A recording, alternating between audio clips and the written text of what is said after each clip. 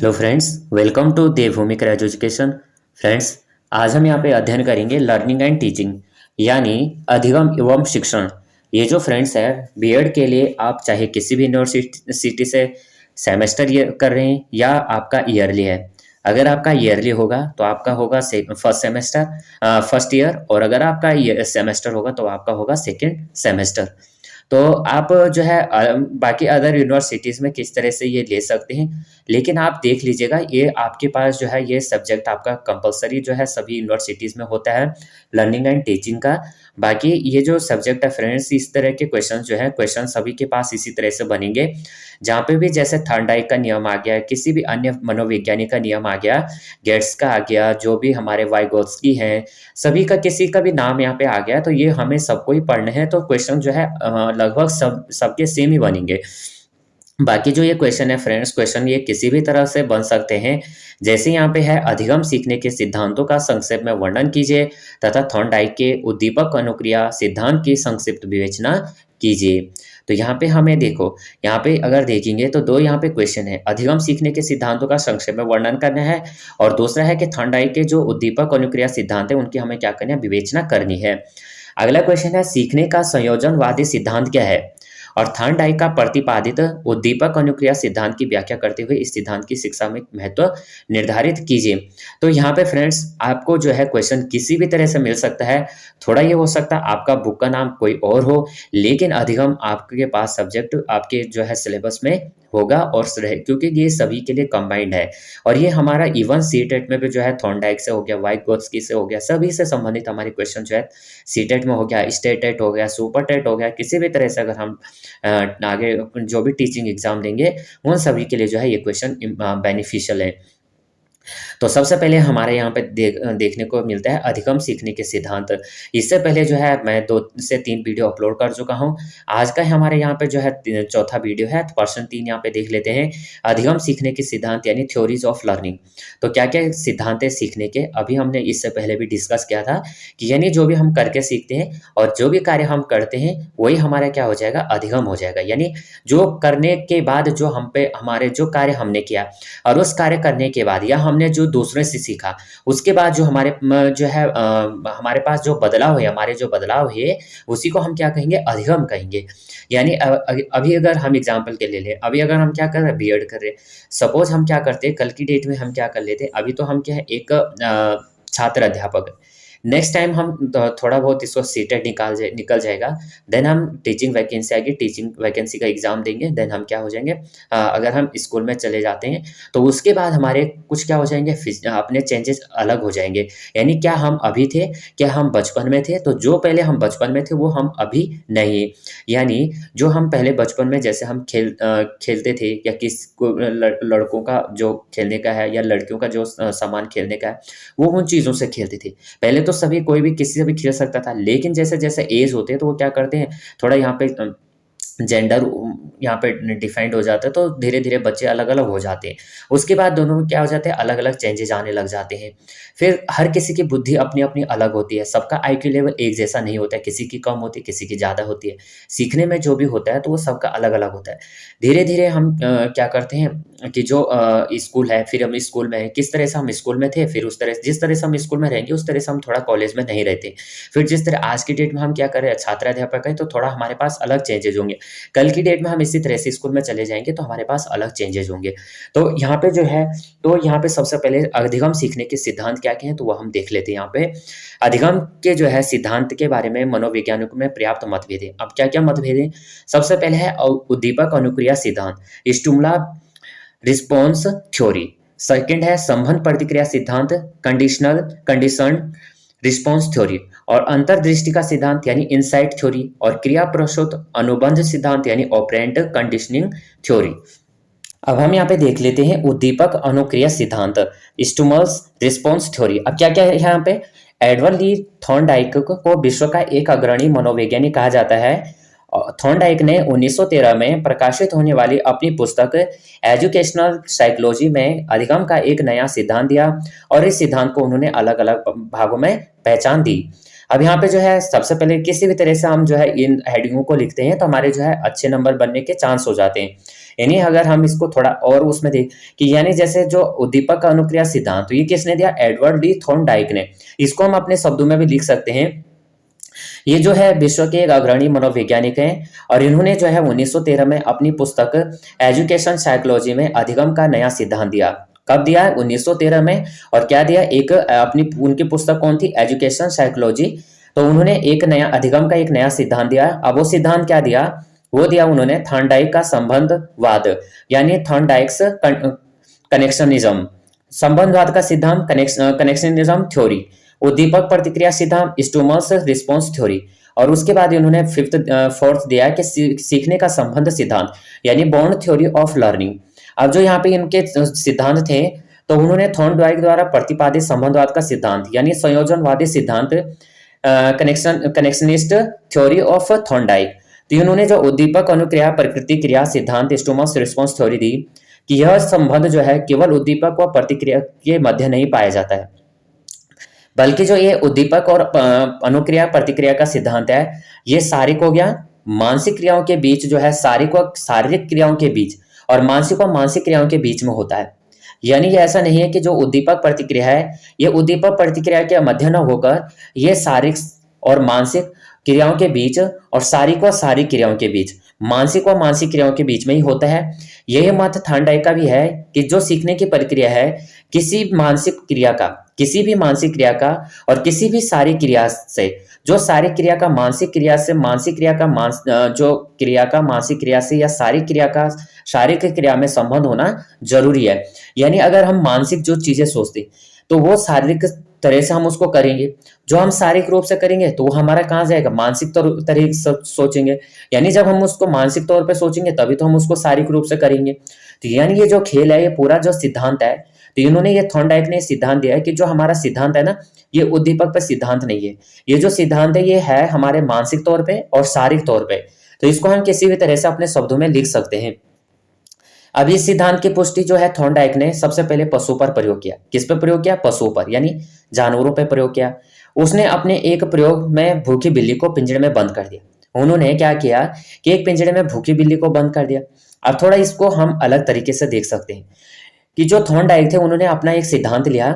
उन्होंने जो है इसका प्रयोग किया कि जैसे यहाँ पे बिल्ली दी है तो बिल्ली हम ले लेते हैं, अगर यहाँ पे अन्य जानवर को ले लेते हैं तो अन्य जानवर को ले लेते हैं।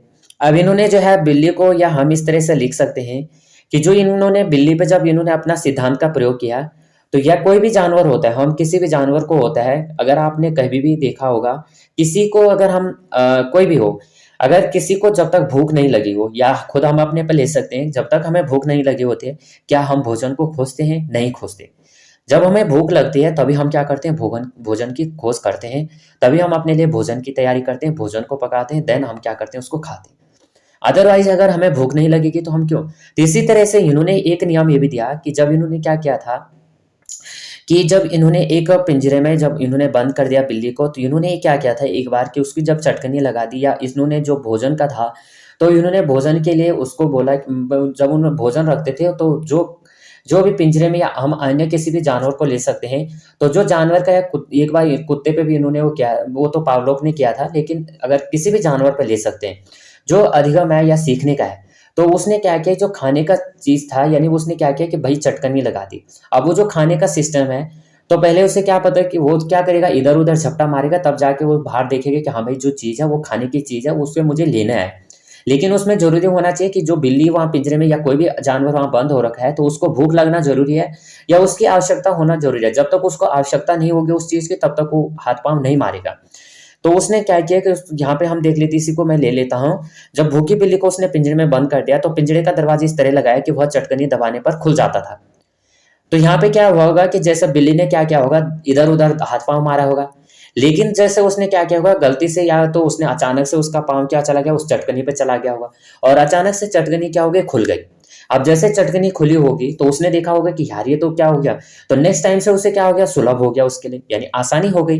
तो उसने क्या किया होगा, नेक्स्ट टाइम से एकदम से चटकनी को दबाया होगा और चटकनी खुल गई। तो इसी तरह से जो पिंजरे का बाहर जो भोजन रखा गया था, तो बिल्ली के लिए जो भोजन था वो उद्दीपक था। तो उद्दीपक के कारण उसमें क्या हुई, प्रतिक्रिया हुई, और उसने अनेक प्रकार से बाहर निकलने का जो किया प्रयास किया। संयोगवश जो उसका जो पंजा था वो चटकनी पर पड़ गया और पिंजरे की जो बिल्ली थी उसने बाहर आकर क्या किया, भोजन खाकर अपनी भूख को शांत कर दिया। तो थॉर्नडाइक ने जो है इस प्रयोग को बहुत बार दोहराया और हर बार इन्होंने दरवाजा खोलने में होने वाली त्रुटियों की संख्या कम होती चली गई। यानी इन्होंने देखा कि सबसे पहले बिल्ली ने इधर उधर झपटा मारा होगा, बाद में इस तरह से, और बाद में बिल्ली को पता चल गया कि हाँ भाई ऐसा है। तो बिल्ली ने बाद में पता चला कि जो ये त्रुटियां कर रही थी तो ये क्या हो गए, कम हो गई। या हम इस तरीके से खुद अपने पे लगा सकते हैं। हम कोई कार्य करते हैं या कोई भी सीखते हैं, कुछ और को सीखते हैं, उस कार्य को अगर हम बार बार करते हैं तो उस कार्य को हम क्या करते हैं, पहले 2-3 बार हमसे गलती होते हैं, लेकिन उसी कार्य को अगर हम कंटिन्यूअसली करते हैं तो वो कार्य हम क्या करते हैं, सीख जाते हैं और उसको कम हमारी त्रुटियां होने लग जाती हैं। अंत में एक दशा ऐसी आई कि बिल्ली किसी भी प्रकार की भूल न करके चटकनी को दबाकर और दरवाजे को खोलने लगी। इस प्रकार उद्दीपक व प्रतिक्रिया में संबंध स्थापित हो गया। इस सिद्धांत का तात्पर्य है कि संबंध जो है सहज क्रिया में काम के प्रति स्वाभाविक उत्तेजक के स्थान पर एक प्रभावी उत्तेजक होता है, जो स्वाभाविक उत्तेजक के संबंध में किए जाने के कारण प्रभावपूर्ण हो जाता है। इस प्रकार एक दूसरा प्रयोग किया गया। मुर्गी के बच्चों पर भी थॉर्नडाइक ने कई प्रकार के व्यूहों मेजेज के साथ प्रयोग किए। यानी थॉर्नडाइक ने बिल्ली के साथ भी प्रयोग किया, यानी अन्य उन्होंने क्या किया, बहुत सारे जानवरों के साथ प्रयोग किया। और उन्होंने क्या किया, यहाँ पे जो जानवर था तो जानवर के साथ बिल्ली पे हो गया, उसके बाद इन्होंने मुर्गी के बच्चे पे भी यहाँ पे प्रयोग किया। उन्होंने क्या किया, मेजेस के साथ जो है उन व्यूह में एक अंध पथ से थे तथा एक बाहर जाने का मार्ग था, और मुर्गी के जो बच्चे थे व्यवहार का अध्ययन करने के लिए जो मार्ग के लिए थॉर्नडाइक ने उसे एक स्थान से या कई जगहों में से एक पर छोड़ दिया। अब जो मुर्गी के बच्चे थे यानी उन्होंने क्या कर दिया, जो एक स्थान क्या कर दिया, जगह जगह में कुछ सामान छोड़ दिया या मुर्गी के बच्चों के लिए खाने पीने के लिए छोड़ दिया। अब समस्या वह थी कि जो मार्ग को ढूंढ निकाले जिससे उसे भोजन के साथ साथ अन्य साथी मिल भी सक जाए। और पहले उसने क्या किया, अनेक निरर्थक क्रियाएं की। कभी वह किसी अंधपथ में जाता था तो कभी किसी में वह कूदने व चिल्लाने की क्रिया भी करता था। इसी बीच अचानक ने उसे क्या किया, पथ मिल गया, यानी रास्ता उसको मिल गया और उसे बार बार व्यूह में कर दिया था। कुछ प्रयत्नों में उससे उन्नति नहीं की और उसका व्यवहार पहले जैसा ही रहा। 5-6 प्रयत्नों के बाद उसने अन्य पथों में से न जाकर सही पथ से निकलना शुरू कर दिया। और सार यह है कि मुर्गी के बच्चा को क्या हो गया, व्यवहार में ऐसा हुआ और जैसे ही हुआ उसने क्या किया, मंजूसा में बिल्लियों का। अब यहाँ पे जो है थॉर्नडाइक के अनुसार जो मुर्गियों के बच्चों व बिल्लियों के व्यवहार में उन्होंने 2 अंतर देखे। तो उन्होंने क्या अंतर देखा कि मुर्गी के जो बच्चे हैं वो साहचर्य निर्माण में बहुत ज्यादा धीमे थे। यानी जो मुर्गी के बच्चे हैं वो जो साहचर्य निर्माण है वो क्या करते थे, धीमी गति से, और वह कठिन समस्याओं को हल करने में इतने योग्य थे जितनी बिल्लियां हैं। यानी कठिन समस्याओं को हल करने में जितनी बिल्लियां थी उतनी वो भी वहां पे योग्य न थी। यानी जैसे बिल्लियां क्या करते थे, अपनी कोई समस्या को, कठिन समस्या को करने में योग्य थे, उस तरह से वो नहीं थे। तो कौन नहीं थे, मुर्गी के बच्चे। आखिरकार में जो थॉर्नडाइक ने जो है उसके बाद कुत्तों और बंदरों पर भी प्रयोग किया। बंदरों ने भी द्वार खोलने अथवा भोजन अंदर ले जाने में प्रयत्न तथा भूल द्वारा सीखने का प्रदर्शन किया। अब यहाँ पे देख लेते हैं, प्रयत्न तथा भूल की विधि निम्नलिखित परिस्थितियों में प्रयोग की जाती है। तो जब पशु या मनुष्य पूर्ण रूप से प्रेरित होते हैं तथा उनके सामने लक्ष्य स्पष्ट होता है, यह बिल्ली भूखी न होगी तो वह पहले मंजूसा से निकलने के प्रयत्न नहीं करेगी। यानी अगर किसी को भूख नहीं लगी है, या मनुष्य हो गया या कोई भी हो गया, कोई एनिमल्स हो गया, कोई भी हो गया, जब तक उसको भूख नहीं लगी होगी तो वहां पे प्रयत्न नहीं करेगा। लेकिन और अगर वो प्रयत्न करेगा भी तो वो प्रथम प्रयास में क्या हो जाएगा, असफल होने पर ही बैठ जाएगा। यानी उसको वहां पे भूख नहीं लगेगा तो वो ज्यादा प्रयत्न नहीं करेगा, और एक बार असफल होगा तो वहां पे बैठ जाएगा, उसको प्रयत्न नहीं करेगा।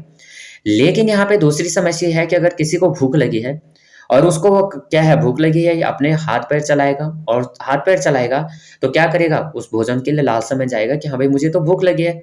तो जब समस्या कठिन हो कि खाली कोशिश से काम न चल सकता है, और यदि केवल हाथ पैर चलाने से मात्र से पहले मंजूसा से बाहर आ जाए तो प्रयत्न हुआ भूल के लिए वह अवसर ही नहीं रहता है, जब सीखने वाला समस्या का हल नहीं जानता है। अब यहाँ पे उद्दीपक अनुक्रिया सिद्धांत का शिक्षा में क्या महत्व है। The importance of stimulus response theory in education. इस सिद्धांत की सत्यता को दर्शाने के लिए दैनिक जीवन में अनेक उदाहरण को दिया जा सकता है। इस सिद्धांत कक्षा शिक्षण में अध्यापक के लिए निम्नलिखित प्रयोग है। इससे अभ्यास पर जोर दिया जाता है, अभ्यास द्वारा सीखा हुआ ज्ञान स्थिर हो जाता है, और यथा प्राथमिक कक्षाओं में मौखिक अभ्यास के माध्यम से तथ्यों को याद कराया जा सकता है। थॉर्नडाइक के सिद्धांत के अनुसार अधिगमकर्ता सक्रिय रहकर ही सीख सकता है। इस प्रकार शिक्षकों को करके सीखने की विधि का ज़्यादा से ज़्यादा प्रयोग करना चाहिए। यानी कोई भी अगर हम प्रैक्टिकली स्कूल में कराते हैं, या जब अगर हम स्कूल में या खुद भी हमने जो चीज़ें अगर हमारे टीचर ने जो चीज़ें हमें प्रैक्टिकली बताई होंगी, तो वो चीज़ें अभी तक हमारे माइंड में हैं। लेकिन जो चीज़ें वो रफली बता देते थे, तो वो चीज़ें हमारे ऊपर-ऊपर से उड़ जाते थे। अध्यापक को चाहे कि वह छात्रों को संतोषप्रद अनुभव दे, और व्यक्ति उसी अनुक्रिया या व्यवहार को करना चाहता है जिसका परिणाम उसके लिए सुखद व संतोषजनक होता है। अध्यापक को ऐसी दशाओं का निर्माण करना चाहिए जिससे छात्र को सीखने में सरलता, सफलता मिले, और निरर्थक प्रयासों को रोकने के लिए उपयुक्त निर्देशन देना चाहिए। अभिप्रेरण पर समयानुसार उस पर देना चाहिए, जोर देना चाहिए, और सिद्धांत आधारित आवृत्ति पर अधिक जोर देता है, और क्योंकि इससे स्थायी आदत का निर्माण हो जाता है जो सीखने को सरल बना देता है। और इस सिद्धांत के आधार पर थॉर्नडाइक ने सीखने 3 प्रमुख नियम प्रतिपादित किए: तत्परता का नियम, अभ्यास का नियम और प्रभाव का नियम। तो ये हमने पहले भी वाले क्वेश्चन में करा रखा है कि तत्परता का नियम क्या है, अभ्यास का नियम क्या है और प्रभाव का नियम क्या है। तो अगर आपने वो वीडियो नहीं देखी तो आप वो वीडियो भी देख सकते हैं।